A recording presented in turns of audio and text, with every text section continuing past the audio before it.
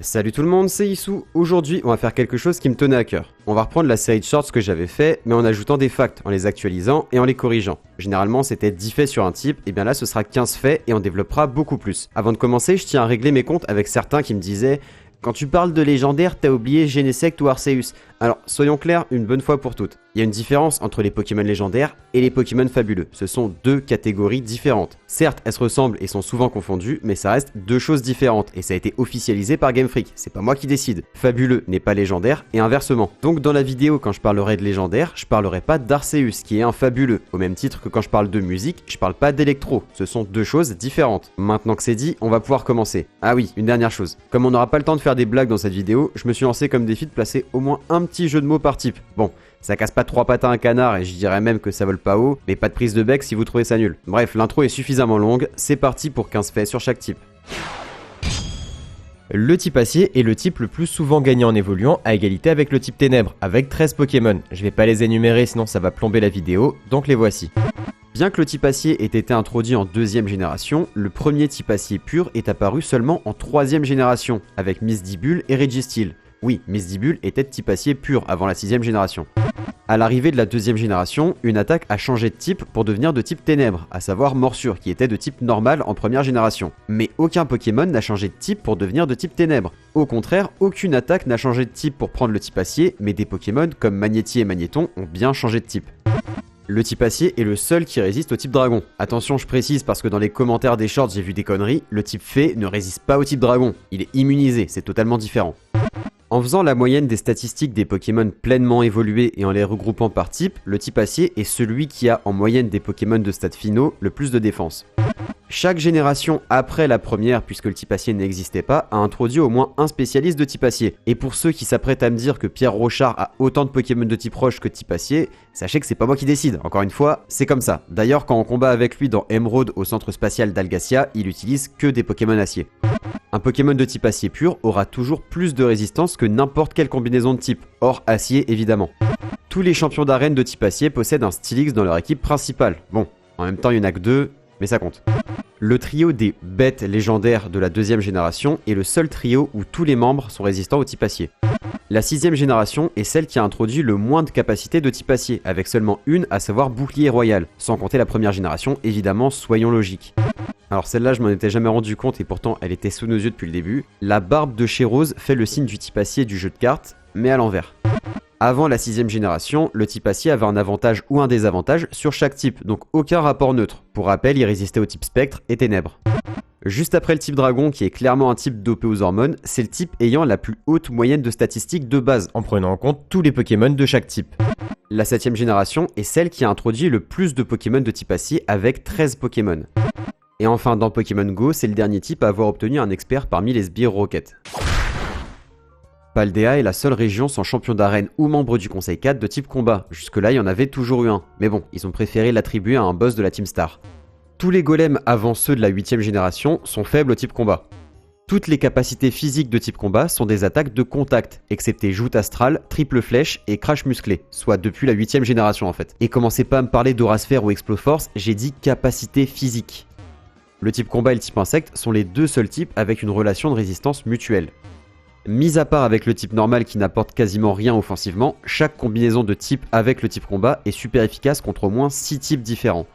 Pokémon Bouclier est le seul jeu de la série principale sans spécialiste de type combat, puisque Faiza n'apparaît que dans Pokémon Épée. Bon, après si on compte les DLC, il y a Mustar qui est un ancien champion d'arène de type combat, mais bon, si on prend le jeu tel quel, il y en a pas.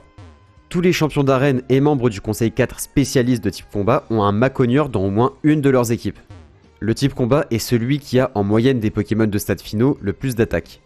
Toutes les capacités offensives de type combat sont mono-cibles. Le type combat peut être considéré comme l'équivalent physique du type psy. En moyenne, la statistique la plus élevée des types combat est l'attaque. C'est d'ailleurs comme on l'a vu, le type qui a en moyenne l'attaque la plus haute. Et la statistique la plus haute des Pokémon de type psy est l'attaque spéciale. C'est d'ailleurs le type qui a la moyenne d'attaque spéciale la plus haute juste derrière le type dragon. Le type combat est le seul type formellement physique qui n'a pas eu au passage à la 4ème génération d'anciennes capacités changées en capacités spéciales. Et le type psy est le seul type formellement spécial qui n'a pas eu d'anciennes capacités changées en capacités physiques. Riposte et voile miroir renvoient respectivement les dégâts d'attaque physique et spéciale. et sont de type combat et psy. Gonflette et plénitude boostent respectivement d'un cran l'attaque et la défense physique et l'attaque spéciale et la défense spéciale et sont de type combat et psy. Et enfin le Nigomix 3000 qui attribue un type aux objets considère le bandeau choix et le bandeau muscle de type combat et les lunettes choix et les lunettes sage de type psy. C'est le type secondaire le plus commun parmi les starters avec 6 starters de type combat. Talon marteau, apparu en 9ème génération, est la première capacité qui inflige des dégâts au lanceur s'il manque sa cible depuis la première génération, avec pied voltige et pied sauté. Bon, celle-là a été invalidée avec le dernier DLC, donc je vais la mettre à jour. Le type combat est le plus représenté parmi les Pokémon Paradox avec le type électrique, avec 5 Pokémon chacun, sauf que justement, depuis le dernier DLC, il y a le type dragon devant avec 6 Pokémon.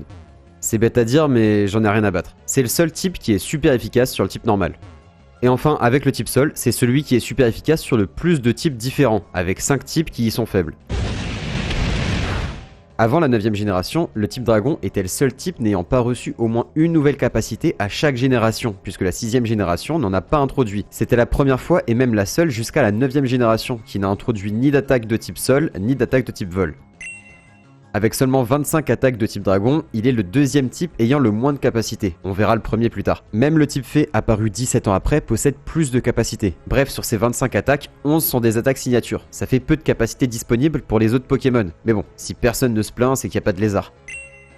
Dans les jeux de la première génération, il est impossible de faire des dégâts de type dragon super efficaces en profitant des dégâts doublés, ni même de profiter du bonus de dégâts du stab de type dragon. Pour rappel, le stab, c'est le bonus de dégâts de 50% si le Pokémon qui lance la capacité est du même type que l'attaque lancée. Du coup, revenons à la première génération. Dans celle-ci, la seule capacité de type dragon disponible est Dracourage, qui retire toujours 40 PV à la cible, ni plus ni moins, donc pas de dégâts doublés ni même de stab.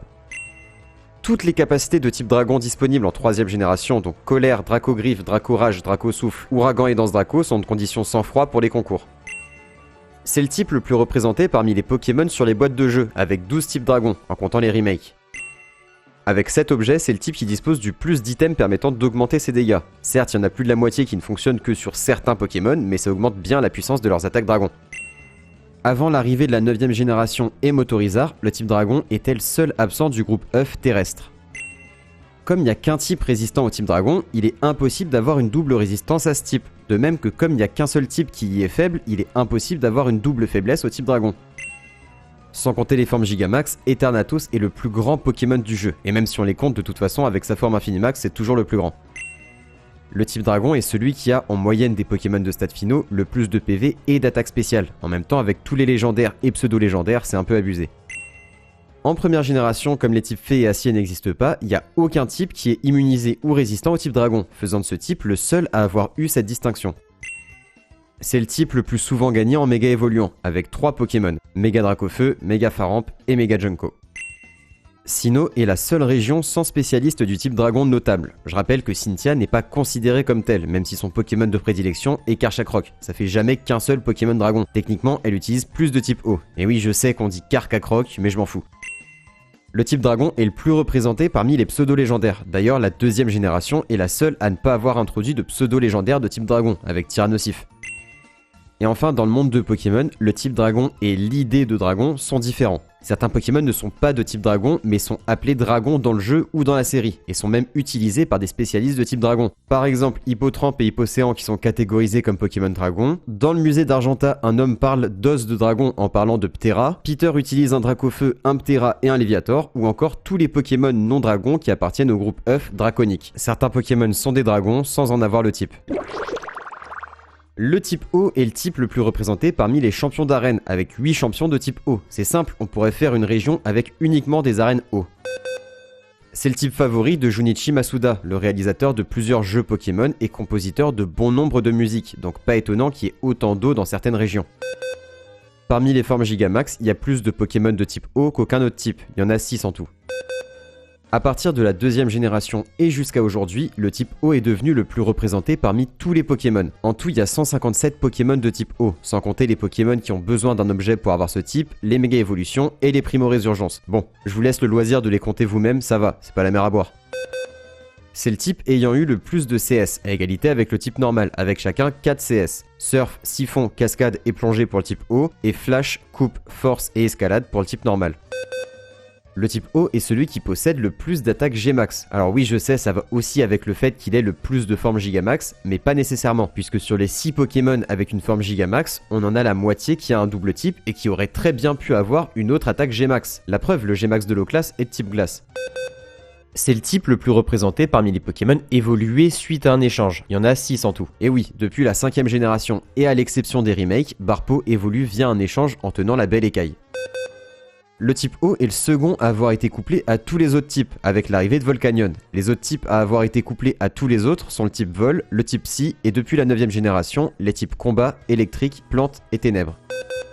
Tous les Pokémon de départ de type O sont listés de couleur bleue par le Pokédex. Bon, je développe vite fait. En gros, le Pokédex attribue une couleur à chaque Pokémon. La plupart du temps, elle correspond à sa couleur principale. Mais des fois, on a des exceptions. Eh bien, tous les starters O sont de couleur bleue. Même Coiffeton, qui est principalement blanc, en fait, non, c'est toi qui es con, il est bleu dans le Pokédex. C'est d'ailleurs le seul type de starter dont tous les Pokémon sont de la même couleur. La 2ème génération est la seule qui n'a pas introduit de spécialiste de type O, puisque les arènes de Johto reprennent les types inutilisés à Kanto. En 4ème génération, Saumur est la seule attaque de type O de condition intelligence. En 6ème génération, elle est passée en robustesse, laissant la catégorie intelligence sans attaque de type O. La capacité cascade est devenue une CS de la 2ème à la 6ème génération, mais elle pouvait être apprise par Poissirène et Poisson-Roi en 1ère génération par montée de niveau. En vrai, faut le savoir, même si personne ne joue ces Pokémon. Dans l'extension Heart Gold et Soul Silver du TCG, les énergies ont toutes un Pokémon du type en question en arrière-plan. Par exemple, derrière l'énergie plante, on voit la silhouette de Celebi. Et bien pour le type O, on voit Lugia, qui lui n'est pas de type O. Faut croire que même ceux qui font les cartes se sont fait avoir.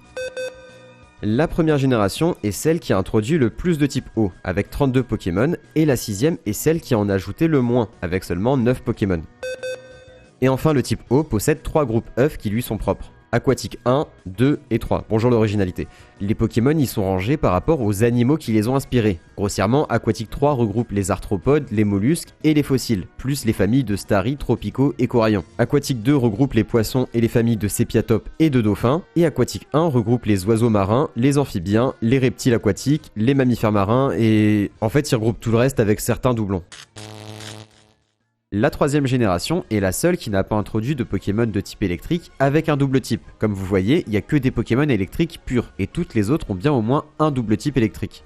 Au contraire, la 6ème génération est la seule qui n'a pas introduit de Pokémon électrique pur, puisqu'il n'y a que des doubles types, là où toutes les autres ont au moins un Pokémon électrique pur.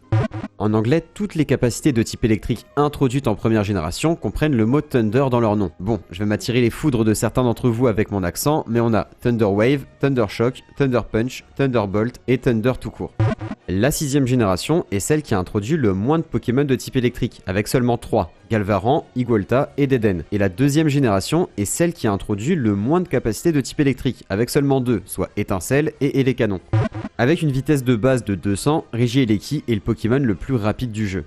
Le type électrique est celui qui a, en moyenne des Pokémon de stade finaux, le moins d'attaque. En même temps, c'est un type axé sur l'attaque spéciale.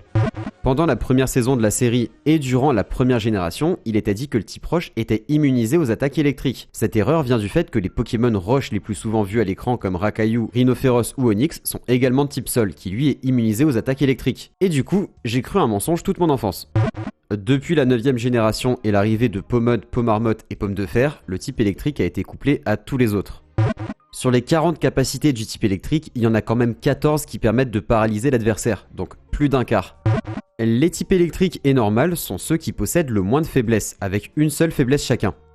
Chris est le seul spécialiste du type électrique qui ne soit pas un champion d'arène. Dans le DLC des versions épée et bouclier L'île solitaire de l'armure, on peut utiliser le Nigomix 3000 qui permet de créer un objet en combinant 4. L'objet obtenu dépendra en partie du type des objets utilisés. Donc les objets se sont vus attribuer un type, et c'est souvent logique, comme l'orbe flamme pour le type feu. Mais à côté, on a la baie Pécha qui est de type électrique, alors qu'elle soigne le poison. En 1ère génération, Electek est le seul Pokémon capable d'apprendre toutes les capacités de type électrique. En fait, c'est surtout dû au fait qu'en 1ère génération, c'est le seul Pokémon avec Taignon capable d'apprendre Point Éclair.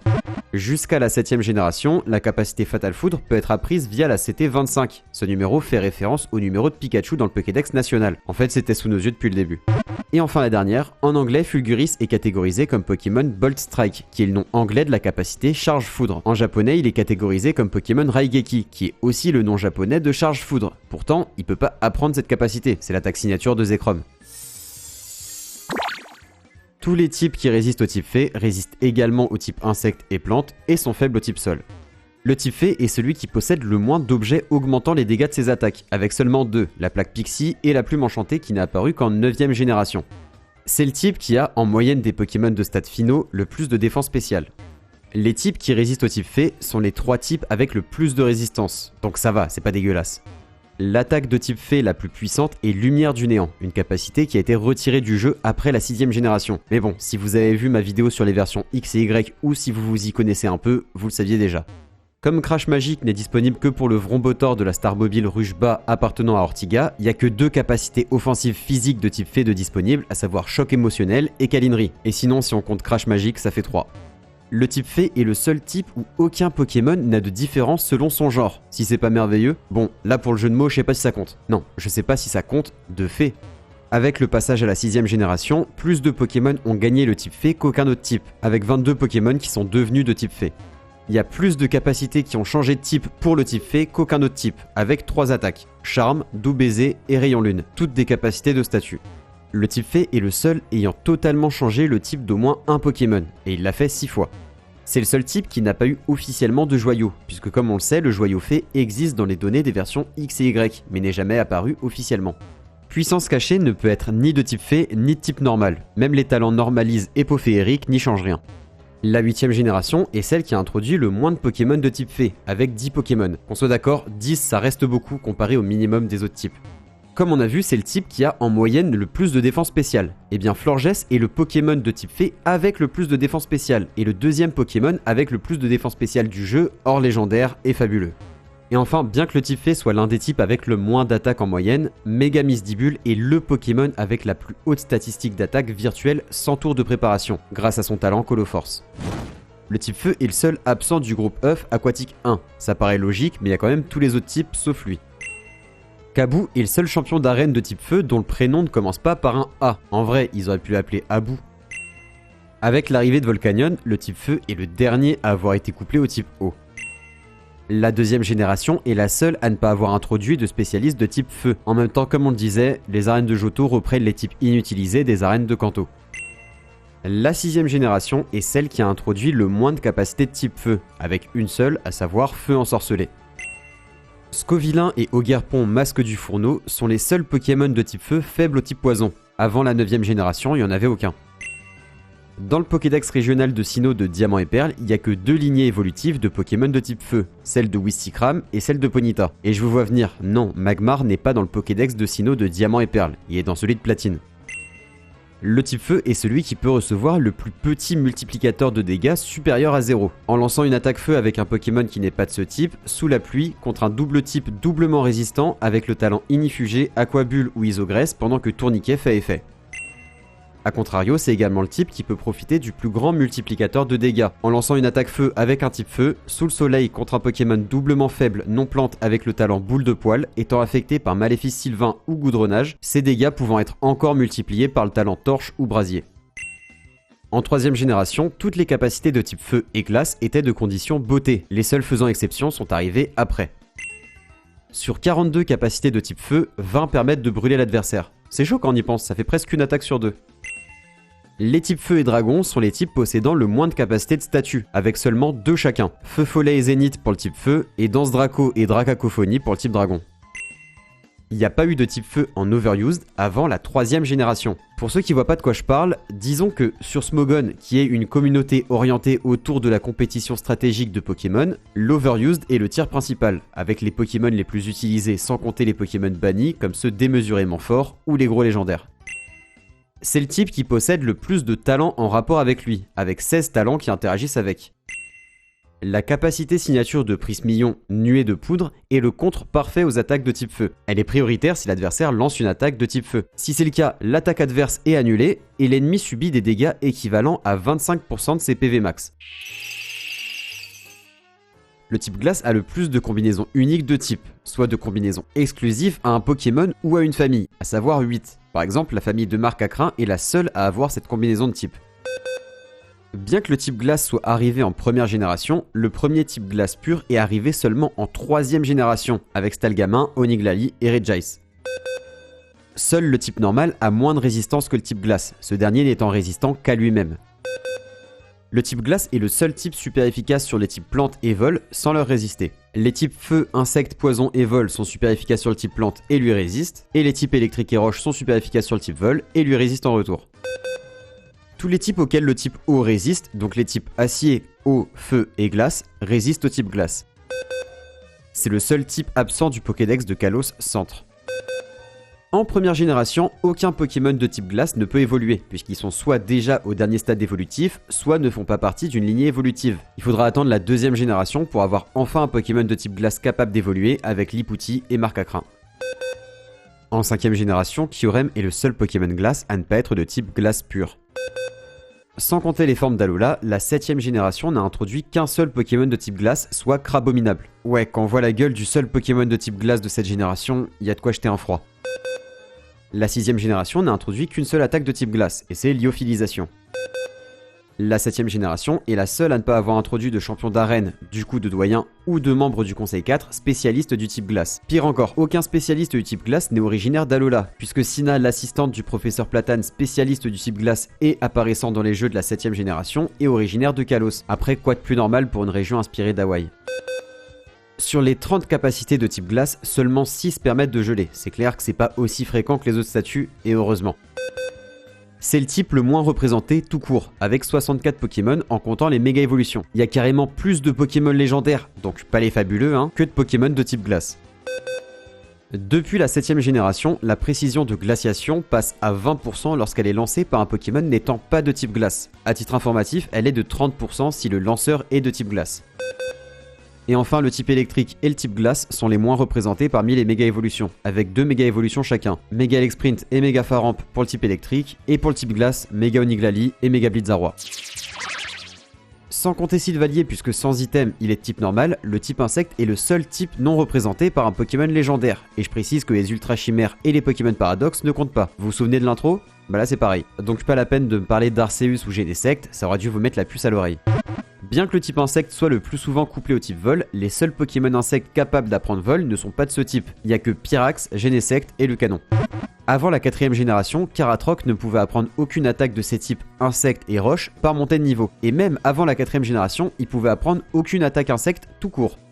En première génération, le type insecte était la double faiblesse la plus commune, avec 11 Pokémon doublement faibles à ce type, puisqu'il était super efficace sur le type poison, donc pas la peine de venir me dire d'apprendre ma table des types. Parmi tous les Pokémon évoluant à partir d'un niveau fixe, les 11 Pokémon évoluant le plus tôt sont de type insecte, tous avant le niveau 13. Parmi toutes les formes régionales et leurs formes de base, aucun Pokémon n'est de type insecte, c'est le seul type non représenté parmi ces Pokémon. C'est le seul type non représenté dans le groupe œuf amorphe, puisque Motisma couvre également le type glace. C'est le type qui a, en prenant la moyenne des Pokémon de stade finaux, le moins de PV. C'est également celui qui a la moyenne de base stat la plus basse. Il n'y a aucun Pokémon qui gagne le type insecte ou le type normal en évoluant, ce sont les deux seuls types dans ce cas-là. Le type insecte est le seul à ne pas avoir été couplé au type dragon. Pourtant, comme je le disais dans mes premières vidéos, une chenille dragon légendaire, ça serait incroyable. Megacorn est la seule attaque insecte avec une puissance de base supérieure à 90, hors attaque Z et capacité Dynamax. En deuxième génération, la capacité double dard est capable d'empoisonner les Pokémon de type acier. Fun fact pas en rapport avec le type insecte, en troisième génération, Force Cachée est le seul moyen d'empoisonner un Pokémon de type acier. Scarino et Brutapod sont les deux seuls Pokémon insectes capables d'apprendre Megacorn par montée de niveau. Toutes les évolutions intermédiaires de type insecte sont inspirées de cocons, de pupe ou d'une étape intermédiaire dans le développement d'un insecte. Même Scobolide qui a un pneu est en fait une sorte de cocon. Et enfin, Lumiqueux, qui est une attaque de type insecte, n'est pas la capacité signature de Manafi, puisque Musiole peut également la prendre. C'était d'ailleurs son attaque signature en troisième génération. Le type normal est le type qui dispose du plus de combinaisons de types non utilisées, avec 4 combinaisons non existantes, soit avec les types acier, glace, insecte et roche. Explosion est la capacité qui a le plus de puissance de base avec 250. Avant la 5ème génération, elle avait comme effet de diviser par 2 la défense de l'adversaire au moment du calcul des dégâts, passant virtuellement sa puissance à 500. C'est le seul type non représenté parmi les Pokémon Paradoxe. En combat inversé, les faiblesses deviennent des résistances, et inversement, ce qui fait que le type normal est absolument non résisté, puisqu'en temps normal, il est super efficace sur aucun type. Le type spectre et le type normal sont les seuls qui ont une relation d'immunité mutuelle. Et non, je précise, le type combat n'est pas immunisé au type spectre. Avant la 4ème génération, tous les Pokémon avec le double type normal étaient de type vol, excepté Girafarig. Le type normal est le type qui a, en moyenne des Pokémon de stades finaux, le moins de défense. Voilà, pire que le type insecte. Comme certains Pokémon ont perdu le type normal, ce type est le seul ayant eu le même nombre de représentants 2 générations consécutives, puisqu'au passage à la 6ème génération, 8 Pokémon de type normal ont été introduits et en même temps 8 Pokémon ont perdu ce type. C'est d'ailleurs, sans compter les formes de Motisma, le seul type ayant perdu des Pokémon, à savoir les membres des familles de Melo, Togepi et Snubbull. En plus de tout ça, c'est le type le plus souvent perdu en évoluant, avec 5 Pokémon qui perdent ce type en évoluant. Et enfin, c'est celui qui a perdu le plus d'attaques, avec Point Karaté, Jet de Sable, Morsure, Charme, Tornade, Rayon Lune et Doux Baiser. Le type normal est le seul qui a plus de capacités que de Pokémon. Il dispose de 142 Pokémon contre 191 capacités, faisant de ce type celui qui possède le plus de capacités tout type confondu. C'est aussi le type qui a le plus de capacités Dynamax, puisqu'il en a 2 avec Normalomax et Gardomax. C'est le type qui a le plus de relations neutres avec les autres. La première génération est celle qui a introduit le plus de Pokémon de type normal, avec 24 au moment de sa sortie, et 22 si on les compte aujourd'hui, après le changement de type de Mélofée et Mélodelph. C'est celui qui a le plus de capacités avec un contre-coup, avec Damoclès, Peigné et Bélier. On peut même compter Lutte, mais avec seulement 3 attaques, c'est déjà le type qui en a le plus. En première génération, Plaquage ne peut pas paralyser les Pokémon de type normal. Ouais, la première génération, c'était chelou. Un Pokémon avec le talent Normalise et utilisant Lyophilisation sera super efficace sur le type eau. S'il utilise Flying Press sur un Pokémon faible au type vol, ce sera également le cas. Et enfin, triple attaque en deuxième génération est le seul moyen de brûler un Pokémon feu ou de geler un Pokémon glace sans changer son type dans un jeu de la série principale.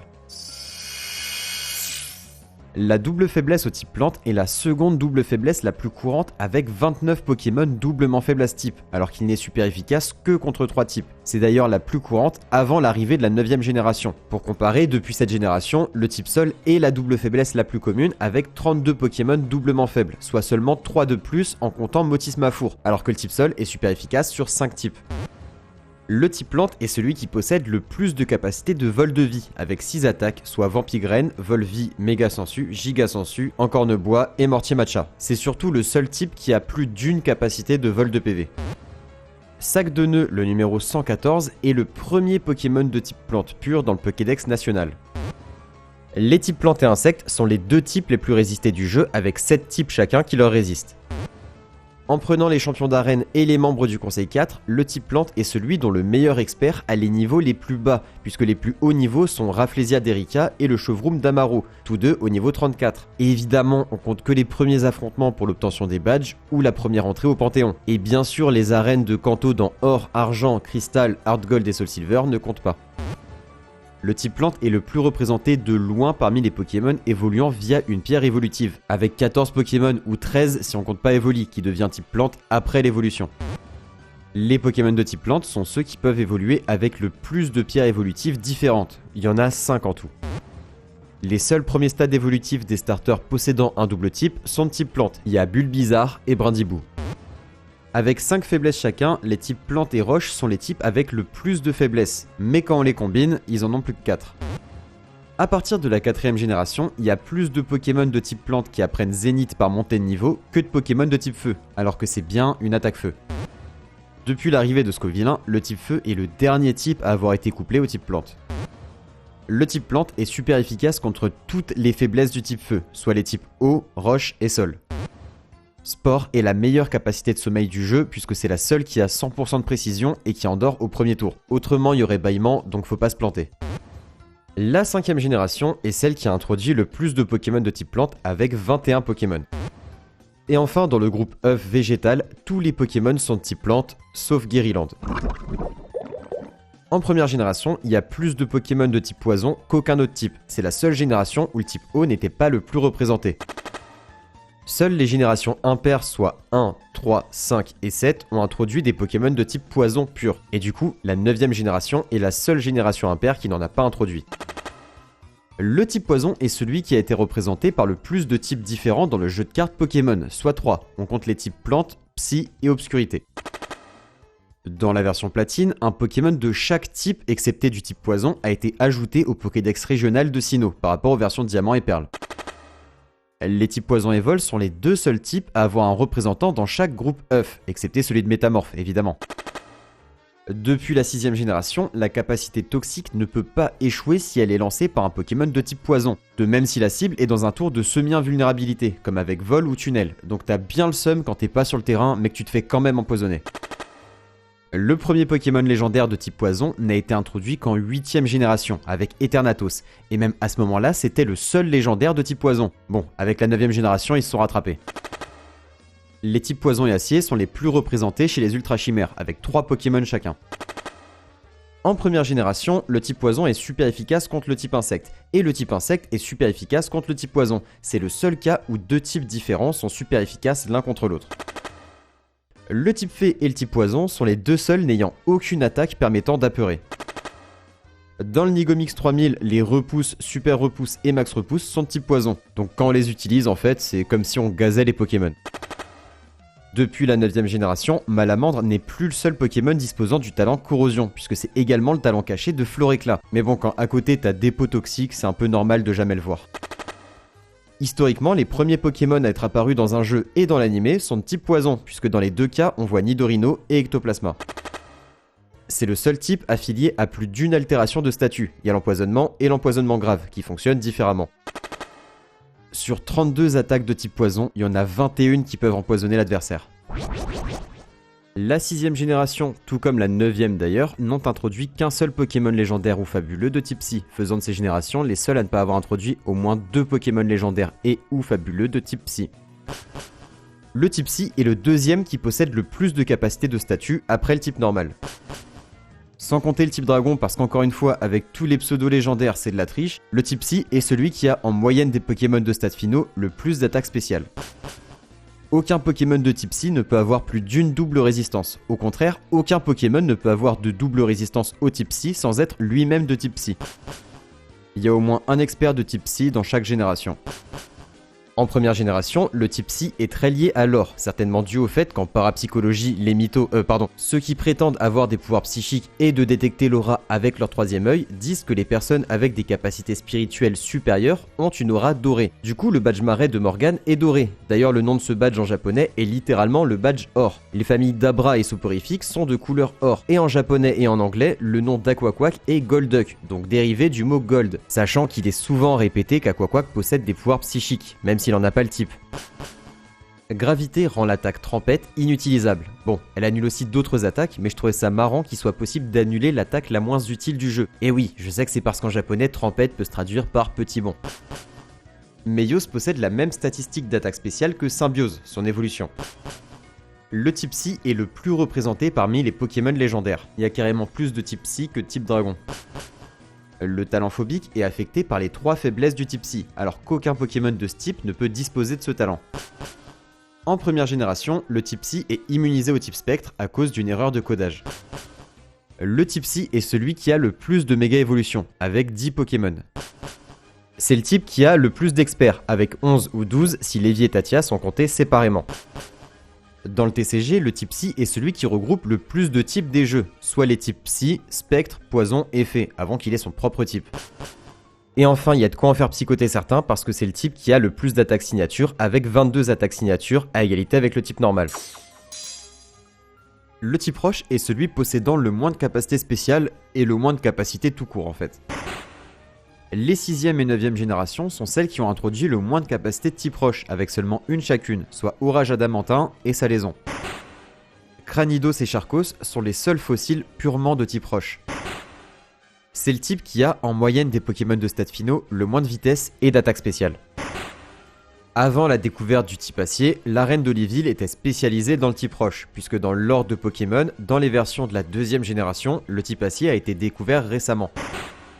Unis est la seule région à n'avoir jamais eu d'arène de type roche, puisqu'à Paldea, Taïm était championne d'arène. Le type roche est le seul type n'ayant jamais été couplé au type spectre. S'il existait un Pokémon qui possédait les 18 types, il serait quand même faible au type roche, parce que c'est le seul qui a plus de types lui étant faible que de types plus résistants, sans que l'un y soit immunisé. Le type roche est super efficace contre 4 des 5 faiblesses du type plante. Bien qu'ayant été introduit en première génération, le premier Pokémon de type roche pur est arrivé en 2ème génération, avec Simularbre. C'est le type le plus souvent représenté par les premières arènes. Il y a l'arène d'Argenta, de Mérouville et celle de Charbourg. Sur 17 capacités offensives, seulement 6 ont 100% de précision. Dans Pokémon Écarlate et Violet, le type Roche est le seul qui n'est représenté ni par un champion d'arène, un membre du Conseil 4 ou un boss de la Team Star, puisque Taim n'est plus championne d'arène. Bien sûr, Alisma ne compte pas, je sais même pas pourquoi j'ai besoin de préciser. Sans compter Mega Steelix qui est une méga évolution et Eternatus Infinimax qui est Eternatus Infinimax, Karatroc est le Pokémon possédant le plus de défense et de défense spéciale. A contrario, c'est le Pokémon le plus lent du jeu, à égalité avec Concombaf et Winfrex, celui avec le moins d'attaque spéciale avec Barpo, Sablette d'Alola et Manzai, et le troisième avec le moins d'attaque à égalité avec Magikarp et Leufori. Il est aussi l'un des 5 Pokémon ayant le moins de PV du jeu. Mais bon, vu ses stats défensives, on va pas lui jeter la pierre. Et enfin, la troisième génération est celle qui a introduit le plus de Pokémon de type Roche avec 12 Pokémon. Les 6e et 9e générations sont les seules qui n'ont pas introduit de Pokémon de type Sol pur. Sans compter Munja qui est clairement une exception, Topiqueur est le Pokémon qui a le moins de PV du jeu. Il a récemment été rejoint par Topico. Parce que quand c'est c'est Topico. Pourquoi j'écris ça ? Le type Sol est celui qui possède le plus de capacités inutilisables en combat aérien, avec 12 capacités. Mais la question qu'on se pose alors, c'est quelles sont les capacités de type Sol autorisées du coup ? Bah, si on parvient à enlever le talent lévitation ou changer le type vol, on peut toujours lancer charge os, masse d'os, osmerang, tourbissable, tunnelier, boue bombe, coup de boue, tir de boue et jet de sable. Sans compter les Pokémon Paradoxe, l'Immonde est le seul Pokémon de type Sol non légendaire ou fabuleux ne faisant pas partie d'une lignée évolutive. Le type le plus souvent couplé au type Sol est le type Eau, si on compte Mégalagron, sinon il est égalité avec le type Roche. C'est le type qui a en moyenne des Pokémon de stades finaux le plus de PV, mais ça c'est encore une fois si on compte pas le type Dragon, restons terre à terre. Par contre c'est aussi celui qui a le moins de défense spéciale, toujours en faisant la moyenne des Pokémon pleinement évolués, presque à égalité avec le type normal. La 6e génération est celle qui a introduit le moins de Pokémon de type Sol avec seulement 2, soit Excavaren et Zygarde. Dans les jeux de la 2e génération et leur remake, le type Sol est le seul non représenté par un champion d'arène ou par un membre de la Ligue Pokémon, sans compter le type Fée qui n'existait pas, puisque l'arène de Jadiel est dirigée par Blue, qui n'a pas de type de prédilection.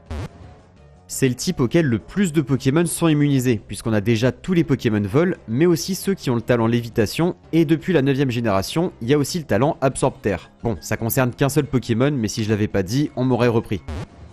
La 9e génération est celle qui a introduit le moins de capacités de type Sol, puisqu'elle en a introduit aucune pour l'instant. Jet de Sable et Myria Flèche touchent même les Pokémon immunisés au type Sol, grâce au talent Lévitation ou le type Vol. Bon, Myria Flèche touche aussi les Pokémon tenant un ballon, ayant utilisé Vol Magnétique ou Lévikinésie. C'est le type avec la plus grande différence entre le nombre de types sur lequel il est super efficace et contre lesquels il n'est pas très efficace, puisqu'il est super efficace sur 5 types et seuls 2 lui résistent, donc il a le meilleur ratio. Dans le Nigomix 3000, les théières, les objets qui permettent de faire évoluer T-Froid en Poltegeist, sont de type Sol, certainement en référence aux théières en terre cuite ou en argile. Pourtant, Poltegeist est de type Spectre pur. Ptera ne peut pas apprendre Séisme avant la 2e génération, mais si un Ptera de la 2e génération connaissant Séisme est transféré en 1re génération et qu'il lance Séisme dans Pokémon Stadium, il aura une animation unique. Mis à part la 9e génération, toutes les générations impaires ont introduit un membre du Conseil 4 féminin et spécialiste du type Spectre.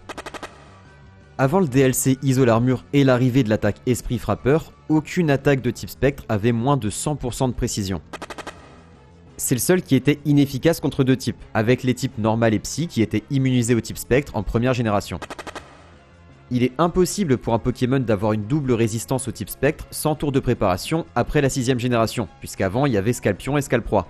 Et je précise sans tour de préparation parce qu'avec le Terra Crystal, Gigancel peut obtenir une double résistance au type Spectre grâce à son talent. Et de l'autre côté du spectre, on a Hoopa, Lunala, Necrozma de l'Aurore et Spectreval, qui sont les seuls à avoir une double faiblesse au type Spectre et qui sont tous soit légendaires, soit fabuleux.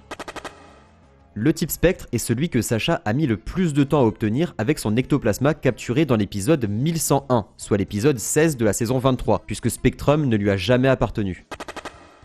Kalos est la seule région des jeux de la série principale sans spécialiste du type Spectre. En japonais, Spectrum et le type Spectre se nomment Ghost, bon, avec l'accent japonais bien sûr. Le type Spectre est le seul qui possède plus d'une immunité. Le type Spectre et le type Dragon partagent plusieurs caractéristiques. Ils ont tous deux été introduits en 1re génération avec 3 représentants et ont gagné seulement un Pokémon en 2e génération. Ils sont tous les deux faibles à eux-mêmes, ils ont tous deux un type qui leur est immunisé et seulement un qui leur résiste. En 4ème génération, les formes de Motisma étaient électriques et spectre. C'est plus le cas depuis la 5ème génération, faisant de Motisma le seul Pokémon ayant perdu le type spectre, et le seul ayant changé de type sans qu'un nouveau ait été introduit. Depuis la 6ème génération, les types spectres ne peuvent pas être piégés par un talent ou une capacité, et peuvent toujours fuir d'un combat contre un Pokémon sauvage. Avant la 6ème génération, la capacité ombre nocturne s'appelait Ténèbres, alors qu'elle est de type spectre. Le type spectre est le type le moins résisté avec le type dragon. Hommage posthume est la capacité pouvant avoir les dégâts de base les plus hauts avec une seule attaque, sachant qu'un Pokémon mi-KO puis réanimé compte dans le calcul des dégâts, avec une limite à 100 alliés KO. À ce moment-là, la capacité obtient une puissance de 5050. Et enfin, les types électriques et spectres sont les types qui disposent du plus de capacité Z signature avec 3 chacun. Le type Ténèbres est le seul introduit après la première génération qui n'a pas vu de Pokémon changer de type pour le sien. En 2ème génération, le type Ténèbres est le seul qui n'a pas le boost d'un badge, puisque le badge de Jadiel booste quand même le type Sol, et que Marion, la spécialiste du type Ténèbres, est membre du Conseil 4. Toujours en 2ème génération, les Pokémon de type Ténèbres sont tellement dark qu'on peut les trouver que la nuit. Avant la 4ème génération, le type Ténèbres était un type spécial. Au passage à la 4ème génération, toutes les capacités offensives de type Ténèbres sont devenues physiques. C'est le seul type qui a vu toutes ses capacités changer de catégorie. Le type Ténèbres est le plus représenté parmi les formes régionales, avec 11 Pokémon. Avec l'arrivée de Gambex en 9ème génération, le type Ténèbres a été couplé à tous les autres. C'est le dernier type à avoir été représenté par un champion d'arène. Il aura fallu attendre la 8ème génération. Centrifugifle est l'unique capacité offensive de type Ténèbres à avoir une précision parfaite, une puissance fixe et aucun effet secondaire ou additionnel. En bref, c'est la seule attaque offensive de type Ténèbres sans un effet spécial. Tous les types super efficaces contre le type Ténèbres sont résistés par le type Poison, donc le type Poison c'est un peu leur bête noire. Les types Spectre et Ténèbres sont super efficaces contre les mêmes types. Les seules capacités ne pouvant être lancées que par un Pokémon précis comme Trou Noir par exemple, sont de type Ténèbres. Dans le Nigomix 3000, le CD douteux est un objet de type Ténèbres. En 2ème génération, aucun Pokémon de type Ténèbres n'est capturable à Johto, faut aller à Kanto pour tous les choper. Sans compter les formes régionales, la 7ème génération n'a introduit que 2 Pokémon de type Ténèbres, Félinferno et Engloutirant. Les 4 capacités de type Ténèbres avec les puissances de base les plus hautes sont des attaques signatures. Le type Vol est celui qui a en moyenne des Pokémon de stade finaux le plus de vitesse. En prenant en compte tous les doubles types existants, le double type Normal Vol est le plus commun avec 28 Pokémon possédant ce double type, en comptant Mega Carnage.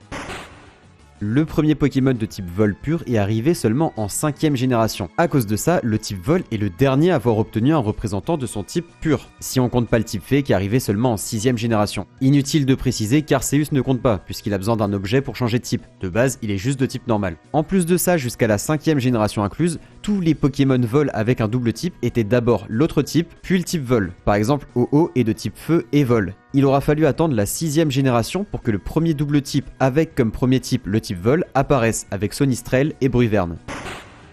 Vous voyez Fulguris et Démétéros, ces Pokémon de type électrique Vol et Sol Vol. Eh bien aucun d'eux n'est capable d'apprendre la moindre capacité de type Vol par montée de niveau. En 6ème génération, avec l'arrivée de Brutalibré, le type Vol est devenu le premier type à avoir été appairé à tous les autres. Donc c'est le premier type à avoir été couplé à tous les autres types, suivi de très près par le type Eau avec l'arrivée de Volcanion en avril 2016. Tous les types qui résistent au type Vol, donc acier, électrique et roche, sont faibles au type Sol, et inversement, tous les types qui résistent au type Sol, à savoir les types insectes et plantes, sont faibles au type Vol. Avant la 9ème génération qui n'en a pas introduit, la 2ème génération était celle qui avait introduit le moins de capacité de type Vol, avec seulement une Aéroblast.